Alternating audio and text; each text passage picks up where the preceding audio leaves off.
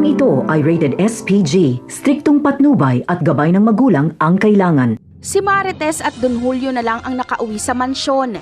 Inuna kasi ni Franco ang kaligtasan ni Marites at Don Julio kaya inihatid niya ito sa mansyon.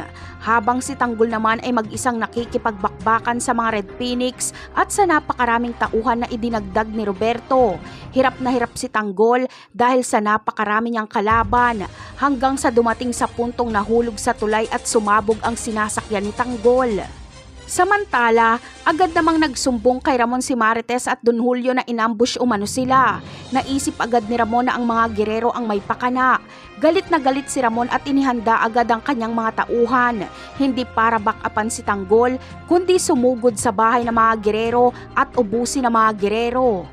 Agad na binomba ni Ramon ang gate ng mga gerero. Kaya ikinagulat ito ni Roberto dahil hindi niya inaasahang sasalakayin sila. Sinubukan pa ng mag-amang Roberto at Miguelito na harapin si Ramon pero dihado sila. Kaunti na lang kasi ang kanilang mga tauhan dahil ang iba ay pinatulong niya kay Lucio. Nagyabang pa si Miguelito na tatapusin niya na umano si Ramon pero noong makabakbakan niya si Ramon ay tinamaan si Miguelito. Ang susunod na makakaharap ni Ramon ay si Roberto pero hindi rin ito uubra sa kanya. Sa tindi ng galit ni Ramon ay desperado na siyang ubusin ng mga gerero kaya tatamaan din itong si Roberto. Ngunit mamamatay kaya si Miguelito at Roberto? Mauubos kaya ni Ramon ang mga gerero? At ano kaya ang mangyayari kay Tanggol? Yan ang aabangan natin sa mga susunod na episode. Paalam!